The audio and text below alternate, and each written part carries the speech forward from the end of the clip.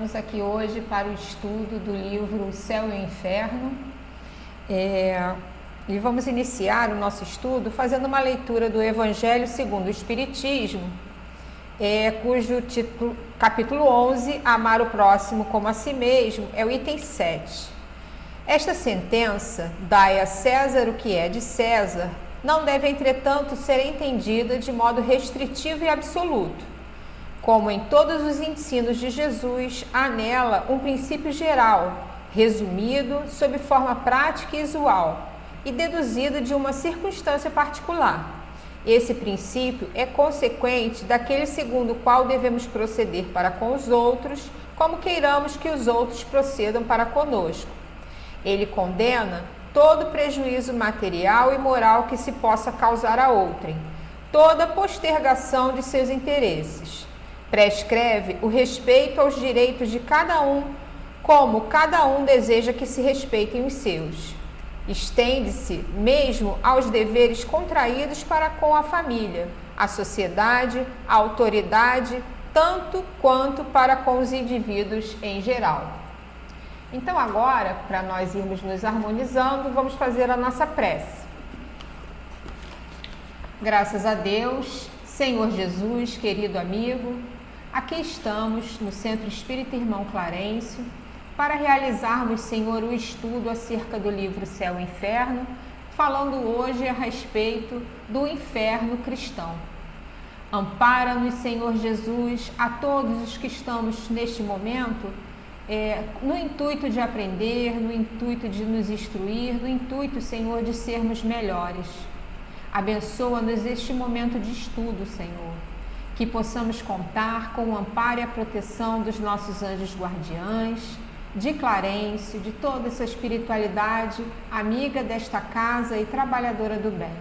E que possa ser então, Senhor Jesus, em Teu nome, em nome de todos esses espíritos amigos, mas sobretudo em nome de Deus, que possamos dar por iniciado o estudo do livro Céu e Inferno deste dia.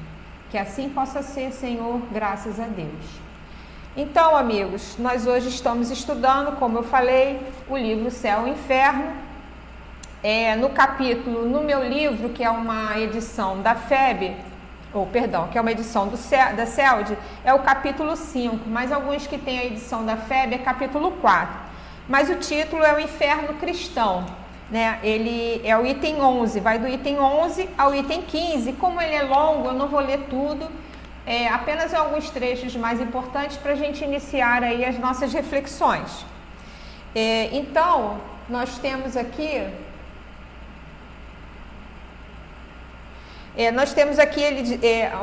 Allan Kardec, para falar a respeito do inferno cristão. Anteriormente foi falado a respeito do inferno pagão, né? E Kardec faz uma comparação entre inferno pagão e inferno cristão. E no inferno cristão, ele cita aqui a opinião dos teólogos, né? Que são aqueles estudiosos de Deus e da natureza. Ele faz pesquisas a respeito do que dizem os autores que são considerados, né, sacros, e também faz relação à vida dos santos, que alguns santos, né, fazem uma referência a esse inferno. Então, toda a descrição do inferno cristão se mostra de maneira muito mais, muito mais punitiva do que a forma que era descrita pelos pagãos, né? Então ele diz que onde está o inferno é questionado, né? Onde está o inferno? Um desses autores fala. Aí ele diz, alguns doutores colocam no próprio interior da nossa Terra, outros não sei qual planeta, mas a questão não foi decidida por nenhum concílio. Portanto, sobre esse ponto estamos reduzidos a conjecturas. A única coisa que se afirma é que o inferno, em qualquer lugar em que esteja situado, é um mundo composto de elementos materiais, mas um mundo sem sol, sem lua, sem estrelas e mais triste, mais inóspito, mais desprovido de todo germe, de toda aparência do bem, do que as partes mais inabitáveis do mundo. em que pecamos, né? Então, essa aqui é a opinião dos teólogos, né? Aí, Santo Agostinho não concorda com essas penas físicas sejam apenas imagens das penas morais. Ele vê o verdadeiro lago de enxofre. Então, vem aí as visões de Santo Agostinho naquela época, né? Então, ele pretende que, de acordo com o versículo de Marcos, que esse fogo estranho, ainda que material, como o nosso, e agindo sobre corpos materiais, os conservará com o sol, conserva a carne das vítimas. Então, é aquele fogo, né, que iria queimando perpetuamente. E ainda tem aqui a visão também de Santa Teresa, que é a Teresa d'Ávila, né, também à época, né? Diz o seguinte, olha, parece, de acordo com a narrativa da santa, que existem cidades no inferno. Ela viu pelo menos uma espécie de rua longa e estreita, com muitas que se vê nas cidades antigas. Entrou nela, caminhando com horror, um terreno lamacento, fétido, fervilhavam monstruosos répteis, e foi detida em sua marcha por uma muralha que obstruía a rua. Nessa muralha havia um nicho, e então ela disse, esse lugar estava destinado a ela se ela abusasse durante a sua vida das graças que Deus derramava sobre a sua cela em Ávila. Então essa foi a visão, até fala aqui no final do livro, reconhece nessa visão todas as características de um pesadelo, e é provável, portanto, que fosse um efeito desse gênero que se produziu em Santa Teresa. E aí eles contam diversos horrores, né, que são vistos sob a ideia deles, né, daquela época, do que seria o inferno. Então, aqui ainda, né, dissemos com razão que o inferno dos cristãos havia superado dos pagãos. Então, em nenhum momento foi dito por Jesus, né, foi falado por Jesus que haveriam penas eternas, né? E é isso que o inferno cristão vem demonstrar, que todos os horrores seriam prolongados pela eternidade, sem nenhum tipo de alívio. Então vamos procurar aqui agora a definição do inferno, né, para os cristãos que a gente encontrou no dicionário.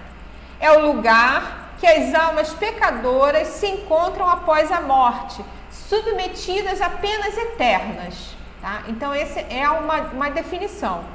Então, ainda é um conceito que era usado. Qual era a função desse conceito? A subjugação das populações, dos povos, através do quê? Do medo. Era uma forma de controlar as pessoas, para que elas se submetessem às leis vigentes daquela época ou ao cristianismo como era entendido naquela época. Só que aqui os próprios teólogos dizem que não há dúvidas de que hoje, dentro da igreja, existem muitos homens sensatos que não admitem essas coisas ao pé da letra.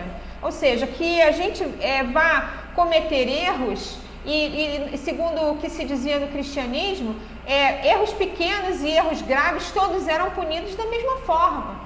Então, se eu, por um engano, maltratei alguém, me equivoquei e maltratei alguém, ou eu vou ter a mesma pena de alguém que matou uma pessoa com requintes de maldade?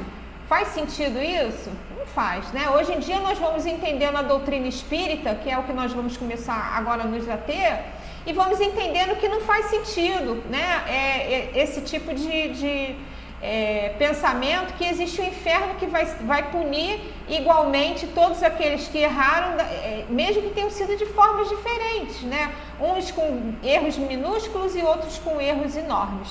Então, e na etimologia, né, na palavra, nós vamos encontrar do latim, né, que o inferno vem do latim, que quer dizer profundezas da terra. Então, a partir disso daí, de toda a mitologia, de tudo isso, foi se criando um inferno terrível, né?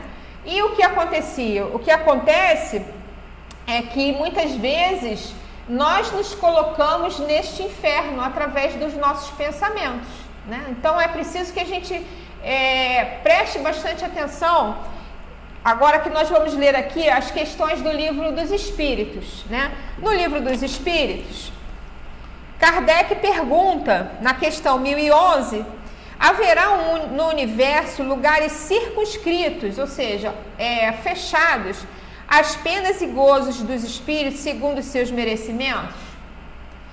Já respondemos a essas perguntas. As penas e os gozos são inerentes ao grau de perfeição dos espíritos. Cada um tira de si mesmo o princípio de sua felicidade ou de sua desgraça. E como eles estão por toda parte, nenhum lugar circunscrito ou fechado existe especialmente destinado a uma ou outra coisa. Ou seja, não existe um lugar específico, os espíritos não ficam presos naqueles lugares, no inferno, por exemplo, se isso não estiver dentro da mente deles, né? Então, nenhum lugar circunscrito existe especialmente destinado a uma outra coisa. Então, olha só o que Kardec pergunta na questão 1012. De acordo, então, com o que vindes a dizer, o inferno e o paraíso não existem, tal como o homem imagina? São simples alegorias. Inferno e paraíso são simples alegorias. Por toda parte há espíritos ditosos e inditosos. Entretanto, conforme já dissemos, os espíritos de uma mesma ordem se reúnem por simpatia, mas podem reunir-se onde queiram quando são perfeitos. Então, os espíritos inferiores, digamos que eu cometi atos e delitos extremamente graves. Eu desencarno não tendo me resolvido com essas questões extremamente graves, não tendo mudado os meus hábitos, não tendo buscado consertar o meu erro, não tendo me dado conta desse erro que muitas vezes acontece. Quando eu desencarno, a minha consciência me cobra, olha, você cometeu esse erro e agora? Então, se eu me deixo levar pela culpa, esse erro vai me cobrar e eu vou me sentir culpada, e de acordo com o que eu tenho de registros na minha memória, de conforme for a minha criação, de tudo que eu fui vivenciando durante as existências, eu vou acreditar, eu tenho um conteúdo, né? Eu tenho uma quantidade de informações que me registram, eu errei, então eu vou para o inferno, né? Até tem aquelas expressões, vai queimar no mármore do inferno. Tem algumas religiões que pregam isso. Então, se eu tenho isso gravado na minha mente, quando eu desencarno e me sinto culpada, eu vou parar onde? Eu vou parar naqueles que pensam, junto àqueles que pensam semelhantes a mim. Como diz aqui no livro dos Espíritos, os espíritos de uma mesma ordem se reúnem por simpatia. Então eu sou atraída para aqueles locais aonde existem pessoas que pensam como eu, né? Eu errei, eu não tenho mais jeito, eu fiz a pior coisa do mundo, a minha vida agora vai ser um inferno, o que eu vou fazer? Além do que, eu acabo sendo, muitas vezes, cobrada por aqueles que também não me perdoaram e vêm junto a mim buscar aí resolver essa situação. Então nós temos aí várias questões que estão envolvidas e existe uma coisa que é muito importante a gente salientar. Jesus nos deu a referência para como nós podemos agir para que a gente possa levar uma vida equilibrada. Então ele nos diz no capítulo 25, observai os pássaros do céu. É o item 6. Não acumuleis tesouros na terra, onde a ferrugem e os vermes os comem, onde os ladrões os desenterram e roubam. Acumulai tesouros no céu, onde nem a ferrugem nem os vermes os comem. Portanto, onde está o vosso tesouro, aí está também o vosso coração. Quantas vezes nós nos ligamos tanto às questões da matéria que nos esquecemos das coisas de Deus, né? Então, onde está o seu tesouro, aí está o seu coração. Se o meu tesouro está nas questões materiais, está no mal que eu quero ao outro, se o meu tesouro está na minha ambição, nos meus vícios, tudo isso, esquecendo até de mim mesmo, de me interiorizar e buscar dentro de mim o que me leva a esses vícios, o que me leva a essa ambição, o que me leva a essa materialidade. Tudo isso me afasta de Deus, né? E me afasta e me coloca somente com essa margem, com essa fixação nessas coisas, nessas questões materiais, em todas essas circunstâncias. Então, Jesus ainda fala aqui, nesse mesmo item: buscai primeiramente o reino de Deus e sua justiça, que todas essas coisas vos serão dadas por acréscimo. Se eu estou seguindo retamente a lei de Deus, né? Eu trabalho, eu cumpro com as minhas obrigações com a família, eu cumpro com as minhas obrigações com as minhas atividades com a sociedade, né? Se eu estou sempre tentando, buscando, no esforço de agir retamente, tudo que vem das questões materiais, tudo que vem do que eu preciso de paz, de espírito, vai me ser dado. Assim, pois, não vos ponhais inquietos pelo dia de amanhã, porquanto o amanhã cuidará de si, e a cada dia basta o seu mal. Então, é muito importante que a gente fixe a mente em coisas boas, né? Para a gente entender bem essa questão do inferno, eu vou trazer aqui para a gente estudar o capítulo 1 do livro Ação e Reação. Aqui o livro, dá para ver? Dá. Ação e Reação é o capítulo Luz nas Sombras, né? Aqui é uma entrevista que André Luiz vem fazendo para a gente poder entender o que acontece, se acontece o inferno e como é que ele acontece. Então, é muito importante a gente estudar as obras de André Luiz, se a gente quiser entender como é a vida no mundo espiritual, e também porque ele teve essa experiência de passar pelo que a gente chama na doutrina espírita de umbral, né? Que ele trouxe essa linguagem para a gente de umbral, que é uma passagem por onde os espíritos passam e lá tem como se perceber como é que eu estou aqui, né, nessa vida, e permanecem lá por muito tempo ou saem de lá de acordo com as suas condições espirituais. Então, se a gente quiser entender bastante, André Luiz tem uma vasta experiência, ele viveu aqui entre nós, conta como foi a vida dele, conta como foi a experiência dele, tudo que ele passou na vida espiritual.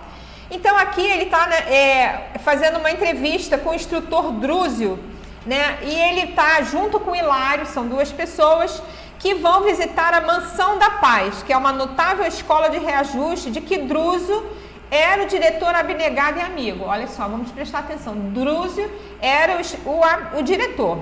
Então, nesse estabelecimento, situado nas regiões inferiores, era bem uma espécie de mosteiro de São Bernardo. Então, na primeira parte, vamos nos deter aqui. Situado nas regiões inferiores, é um estabelecimento acolhedor que permanece sob a jurisdição de nosso lar. E foi fundado há 3 séculos. Dedicando-se a receber espíritos infelizes ou enfermos decididos a trabalhar pela própria regeneração. Criaturas essas que se elevam a colônias de aprimoramento na vida superior ou que retornam à esfera dos homens para a reencarnação retificadora. Então vamos fazer a primeira pausa aqui para nós refletirmos a respeito que seriam os espíritos e os pecadores que estariam após a morte submetidos às penas eternas. Já não bate com essa informação aqui que André Luiz vem nos trazer, porque se existe uma instituição no bem que está nas regiões inferiores para acolher quem se dedica a trabalhar, quem se decide a trabalhar pela própria regeneração, a perna eterna já caiu por água abaixo, certo? Porque aqueles que estão lá se arrependeram, né, nas regiões inferiores, que é claro que nós somos, como eu falei no início, atraídos pelos nossos pensamentos, pelas qualidades das nossas atitudes, as regiões de acordo com o que nós nos afinizamos, né? Tudo é uma questão de sintonia. Então, se nós estávamos lá naquelas regiões inferiores, existe lá uma instituição que vai apoiar aqueles que estão interessados em se modificar. Olha que bonito, como age a bondade de Deus, né? Ninguém está ao abandono. Muitas vezes somos nós em que nos colocamos em abandono. É importante a gente perceber isso. Então, ele continua aqui, né? Era um casario enorme, semelhante à vasta cidadela, com todos os recursos de segurança e defesa, né? Mantém setores de assistência e cursos de instrução, nos quais médicos, sacerdotes, enfermeiros e professores encontram, depois da morte terrestre, aprendizados e que fazeres de mais elevada importância. Então, lá naquela instituição, nas regiões inferiores, há trabalho para todos esses profissionais que desejam aprender e que desejam ser úteis. Então, ele continua. Para nós, a Terra, né, é vista sob os mais variados ângulos. Para nós, é valiosa arena de serviço espiritual. Isso quem está falando é o instrutor Drúzio. Assim, por isso, há que sustentar a luz do amor, do conhecimento no seio das trevas, como é necessário manter o remédio da enfermidade. Então, por que existe essa instituição no local, nas regiões inferiores, que aqui ele chama de trevas? Para que seja dado remédio para quem deseja receber o remédio. E aí, então, ele vai contando uma situação que começa a acontecer naquela região. Enquanto nos entendíamos, reparávamos lá fora, através do material transparente da larga janela, a convulsão da natureza. Ventania carregando consigo uma substância escura. E do corpo monstruoso do turbilhão terrível, rostos humanos surgiam em esgares de horrores, vociferando maldições e gemidos. Olha só, eles estavam vociferando no meio do turbilhão, né? Você está lá e eles estavam lá reclamando, gemendo, mas vociferando maldições, né? Imagina, você está numa situação de grande turbulência, ao invés de você pedir aí ajuda, você vem e reclama, e xinga, e esperneia. Era a situação em que eles se encontravam. Druso, tanto quanto nós, contemplou o triste quadro com visível piedade a marcar-lhe o semblante. Então Hilário interroga, que era o companheiro do André Luiz: por que não descerrar as portas aos que gritam lá fora? Não é um posto de salvação? Muitas vezes é esse o nosso questionamento, né? Então as pessoas lá estão sofrendo tanto, por que a gente não abre a porta? Ou muitas vezes acontece isso conosco na casa espírita. Chega uma pessoa aqui pedindo ajuda, reclamando, por que a gente não abre as portas? E aí a gente vai entender aqui o que é que o Espírito Superior, esse diretor, vai nos instruir. Sim, respondeu o instrutor sensibilizado, é um posto de salvação. Mas a salvação só é realmente importante para aqueles que desejam salvar-se. Porque muitas vezes a gente quer que salvem a gente, mas a gente não quer ser salvo. A gente não quer ter o trabalho. A gente não quer fazer as modificações que são necessárias. A gente quer que tudo venha do externo, venha do outro para conosco. O que nós queremos? Ser servidos e não a mudança real. Então ele continua aqui. Raros deles, olha só, para cá do túmulo, a surpresa para mim foi dolorosa. Foi essa o encontro com feras humanas. Se acolhidas aqui, sem a necessária preparação, atacar-nos-iam de pronto, arrasando-nos ao Instituto de Assistência Pacífica. E não podemos esquecer que a ordem é a base da caridade. Então, tudo exige uma ordem, né? Nada pode ser feito de qualquer jeito. Aí diz aqui o seguinte: as criaturas que se mantêm assim, desabrigadas depois do túmulo, são aquelas que não se acomodam com o refúgio moral de qualquer princípio nobre. Então, todas aquelas que estão ali naquela circunstância, nada de nobre estão se ligando. Nenhum princípio nobre se encontra junto deles. Trazem o íntimo turbilhonado e tenebroso com a própria tormenta em razão dos pensamentos desgovernados.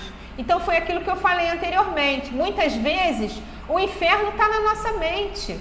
Quantas vezes nós podemos estar em lugares lindos, maravilhosos, junto à natureza, com todos os recursos materiais, e dentro da gente existe um inferno. O inferno causado pelo medo, causado pela culpa, causado pelo vício, causado por N coisas que simplesmente eu não consigo valorizar toda aquela situação que eu estou vivenciando. Às vezes eu vivo com pessoas amorosas ao meu lado, que se dedicam a mim, e a minha vida é um inferno. Porque dentro de mim é que está um inferno, na minha mente. Então, cabe a quem mudar esse inferno? Cabe a mim mesmo. Então, olha, odeiam, aniquilam, mordem e ferem. Alojá-los de imediato nos santuários de socorro aqui estabelecidos será o mesmo que asilar tigres desarvorados entre fiéis que oram num templo. Então, olha só agora a pergunta muito importante que eles fazem. O Hilário faz. Mas conservam-se interminavelmente nesse terrível desajuste? Ou seja, são submetidos a penas eternas? Olha o que o orientador responde. Isso não. Semelhante fase de inconsciência e desvario. Esses espíritos que estão nessas condições estão inconscientes. Passa também como a tempestade. Então, como a tempestade passa, um dia também todo esse transtorno vai passar. Embora a crise, por vezes, persevere por muitos anos.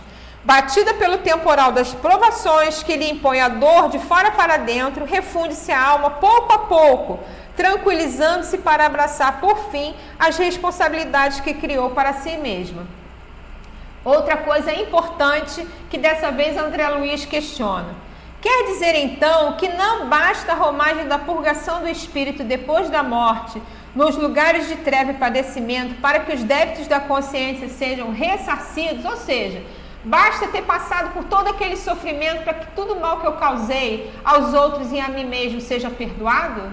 Será isso o perdão de Deus para nós? E aí ele fala perfeitamente. Então, não basta todo esse sofrimento. O que é preciso? O desespero vale por demência a que as almas se atiram nas explosões de incontinência e revolta. Não serve como pagamento nos tribunais divinos. Não é razoável que o devedor solucione com gritos e impropérios os compromissos que contraiu, mobilizando a própria vontade. Aliás, dos desmandos de ordem mental a que nos integramos, desprevenidos, emergimos sempre mais infelizes, por mais endividados. Cessada a febre da loucura e rebelião, o espírito culpado volve ao remorso e à penitência. Acalma-se como a terra que torna a serenidade e a paciência e submete-se de novo à sementeira renovadora dos seus destinos. Então, não basta que a gente fique lá reclamando, sofrendo, se não existe nenhum arrependimento e não existe nenhuma vontade de modificação no meu ser. É preciso que exista essa vontade de reparar. Eu errei e agora? Eu preciso sim do perdão, mas também preciso reparar os meus erros. Então, todos nós teremos essa oportunidade. Cai por água abaixo o inferno conforme se entendia, que as pessoas seriam submetidas às penas eternas. Então, aqui, ainda André Luiz pergunta novamente: são delinquentes comuns ou criminosos acusados de grandes faltas? Encontraríamos por aí seres primitivos, como os nossos indígenas, por exemplo?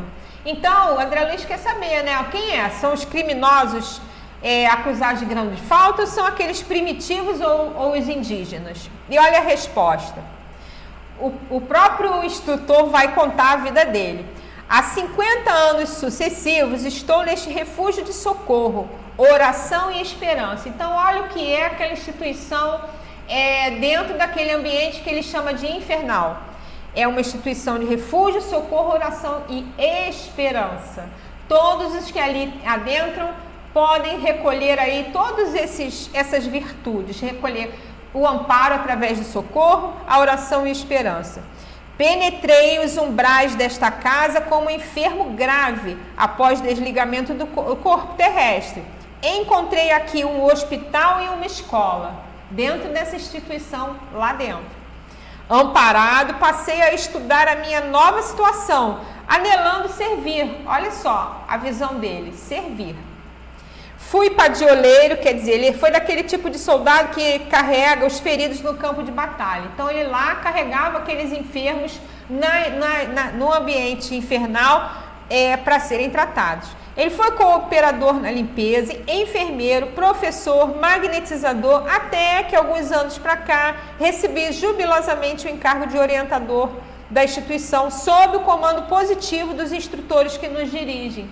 Olha só, ele, como tantos outros que a gente ouve nos livros espíritas, né, nas obras sérias, chegou lá como um pedinte, como um necessitado, e de acordo com a sua vontade, que ele fala aqui, de se modificar e de servir, ele passa pelos pequenos cargos, pelos trabalhos pequenos, até que um dia ele assume uma grande responsabilidade. Então, aqui ainda, asseguro-lhe que nas zonas infernais propriamente ditas, apenas residem aquelas mentes que, conhecendo as responsabilidades morais que lhes competiam, delas se ausentaram deliberadamente, com o louco propósito de ludibriarem o próprio Deus. Então, são essas almas que estão passando pelo inferno? São os selvagens? São os primitivos? São aqueles que cometeram delitos leves? Não. São aqueles que estão renitentes no mal e sabem que vieram para ser úteis à obra de Deus e assim, ainda assim, continuam vendo somente os seus interesses, que é o que ele diz aqui. O inferno, a rigor, pode ser desse modo definido como vasto campo de desequilíbrio estabelecido pela maldade calculada, nascida da cegueira voluntária e da perversidade completa. Aí vivem domiciliados às vezes por séculos, espíritos que se bestializaram, fixos que se acham na crueldade e no egocentrismo. Então permanece lá aqueles que estão fixos no egoísmo, no egocentrismo, aqueles que só querem ser servidos, aqueles que querem ver somente a sua forma de pensar, somente a sua forma de pensar é a correta, querem ser atendidos a qualquer preço, né? Então esses são os que ainda sofrem muito. E esses lugares funcionam como crivos necessários para todos os espíritos que escorregam na deserção de ordem geral, menosprezando as responsabilidades que o Senhor lhe outorga. Olha, vejamos, eu fui designada para criar tantos filhos e cuidar do meu trabalho com responsabilidade, e ao invés de fazer isso, eu abandonei todos os filhos e eu fui matar, eu fui roubar, eu fui querer atender os meus interesses, porque eu achei que eu ganhava muito pouco, então eu queria ter o que era dos outros, e me deram oportunidades de mudar e eu não quis mudar. Eu falei, não tem mais jeito, eu vou continuar nessa, Então como é que eu desencarno? Eu desencarno completamente desequilibrado e sou atraído para o desequilíbrio, para essas regiões de desequilíbrio, até que eu desperte e busque o amparo, busque o amor de Deus, eu busque uma oportunidade, né, pelo arrependimento sincero dos meus atos e pela vontade de querer mudar. E aí depois eu vou querer aprender também a servir. Então, André Luiz se lembra do tempo em que ele também passou por essa situação, né? Que ficou 8 anos no umbral, até que ele, em algum determinado momento, ele realmente, dolorido, infinitamente dolorido, roga a Deus, se lembra de quando ele orava, roga a Deus amparo e sustentação, e então ele é sustentado. Então, todos os lugares infernais surgem, vivem e desaparecem com a aprovação do Senhor. Para quê? Que tolera semelhantes criações das almas humanas, como um pai que suporta as chagas adquiridas pelos seus filhos e que se vale delas para ajudá-las a valorizar a saúde. É isso que a gente precisa aprender a valorizar. Valorizar a saúde, valorizar o que eu tenho agora, valorizar o que eu sou agora e buscar ser melhor. Joana de Ângeles nos recomenda algo muito importante para a gente buscar o equilíbrio da mente, né? Porque nós podemos, olha só, eu me vi agora encarnado em profundos erros e quero mudar. Como é que eu faço? Então, Jesus nos disse que nós conheceremos a verdade ele nos libertará. Nós precisamos nos dedicar ao conhecimento e ao amor. Conhecer e aprender a amar. Então, através do conhecimento, nós vamos tendo um cabedal de recursos para nos ajudar, né? Então, quando nós estamos em profundo erro, entre em oração, pede ajuda a Deus. E aqui Joana vem nos dando uma referência para que a gente possa ter certeza. O inferno não existe como a gente imagina. O inferno muitas vezes está dentro de nós criamos esse inferno, e ele não é uma pena eterna quando nós desencarnamos, né? Nós não vamos sofrer eternamente, nós vamos sofrer enquanto for necessário, enquanto nós não cairmos na nossa realidade de espíritos imortais, que precisamos servir a Deus e servir ao próximo. Então, olha o que Joana fala no livro Momentos de Saúde e Consciência. O título é Perante a Consciência. Erradica da mente as ideias que considerem próprias, prejudiciais e conflitivas. Como é que eu vou saber que as ideias são impróprias, prejudiciais e conflitivas? Aprendendo a me conhecer. É preciso que eu procure estudar, procure me conhecer para eu saber se as minhas ideias estão sendo impróprias, prejudiciais e conflitivas, que muitas vezes, como a gente está vivendo tudo no meio do turbilhão, a gente nem percebe que a gente está tendo ideias equivocadas. Então, reconhecendo isso, substitui essas ideias vigorosamente por outras saudáveis, equilibradas e dignificantes. E aonde eu vou encontrando isso? Através do estudo, através da boa leitura, através da boa música. Tudo isso pode me ajudar a erradicar vigorosamente com ideias saudáveis. Ontem mesmo eu estava me percebendo, mesmo estando com o pensamento voltado para o bem, toda hora eu senti um incômodo, uma energia diferente. Então eu coloquei uma música clássica que foi me ajudando a me restabelecer e aí sim manter a sintonia que eu estava buscando através do pensamento no bem, porque aquele incômodo estava vindo, um peso, um desânimo, né? Então eu coloquei aquela música clássica e fui conseguindo ajudar a manter o pensamento saudável. Então aí ela diz aqui algo que é muito importante.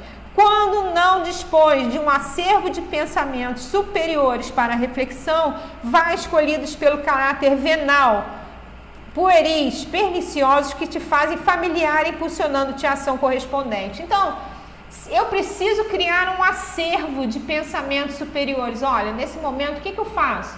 Bom, nesse momento eu busco uma oração, eu canto uma música, eu ouço uma música boa, eu peço a Deus ajuda, eu busco uma leitura edificante. Então, eu preciso criar ferramentas que me ajudem a sair desses momentos em que a minha mente está com ideias inferiores, ideias, né, que não atrapalham o meu bem-estar.